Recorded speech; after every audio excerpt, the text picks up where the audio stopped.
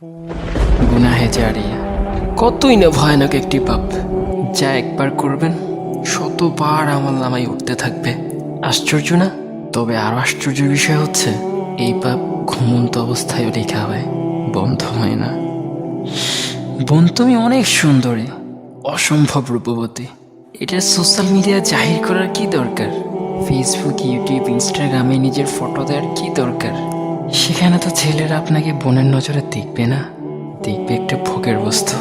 সর্ব অবস্থায় আপনাকে নিয়ে বাজে চিন্তা করবে, কত নোংরা ভাবে আপনাকে নিয়ে ভাববে, যা আপনি জানলে নিজেকে শেষ করে দিতেন।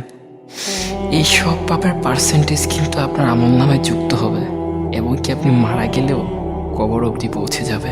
কিন্তু সেটা একদিন দুই দিন না, যতদিন আপনার ফটো সোশ্যাল মিডিয়াতে থাকবে। এবং কি সেম অবস্থা তাদেরও হবে যারা মুভি, সং, নাটক এবং ব্লু ফিল্ম শেয়ার করে থাকে। আপনি যদি আপনার একটা ফ্রেন্ডের কাছেও এইসব শেয়ার করেন, ধরেন ব্লু ফিল্ম, পিকচার, মুভি অথবা সং, যাই করেন না কেন, সে যতদিন এগুলো দেখবে অথবা শুনবে, সেই ততদিনের সমপরিমাণ পাপ আপনার আমল নামাতেও প্লাস করা হবে। আর যদি সোশ্যাল মিডিয়াতে আপলোড দেওয়ার পর সেটা ভাইরাল হয়ে যায়, তাহলে এবার হিসেবটা আপনার হাতেই তুলে দিলাম।